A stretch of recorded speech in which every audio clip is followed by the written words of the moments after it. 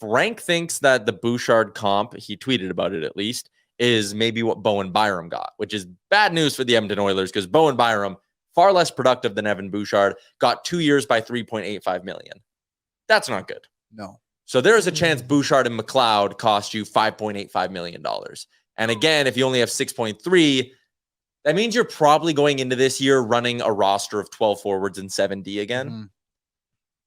Again, you're biting the bullet. It happens.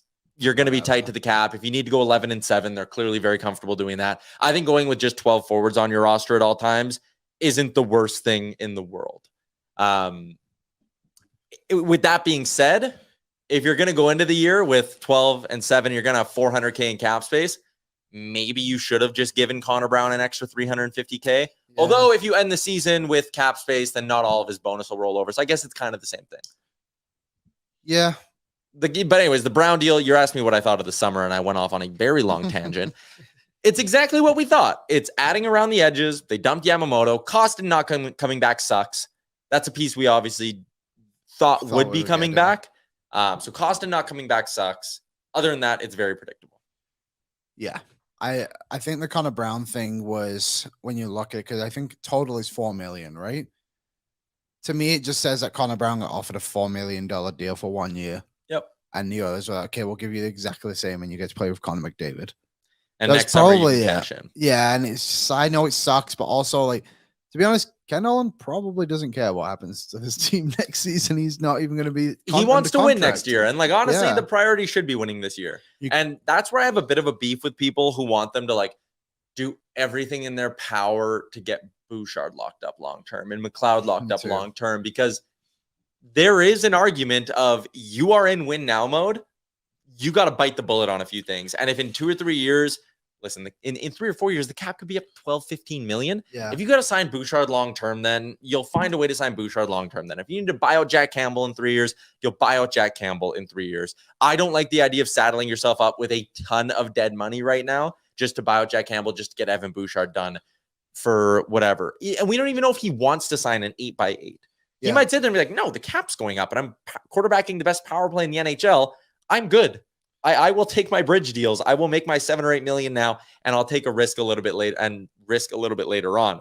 But like, even for next summer, when you look at this team, let's say Brown hits his bonus, which he will. Like, come on, it's 10 games played. He's going to get into 10 games next year. He better. Can you imagine if he only gets into like 15 and then man.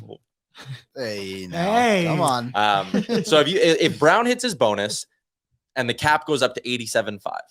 Next summer, the Oilers will have $15 million in cap space. Mm-hmm. Okay, you got to take the Bouchard and McLeod deals off there. Let's say, again, they're both 2-year deals. Byram's as a comp for Bouch, and McLeod goes 2x2.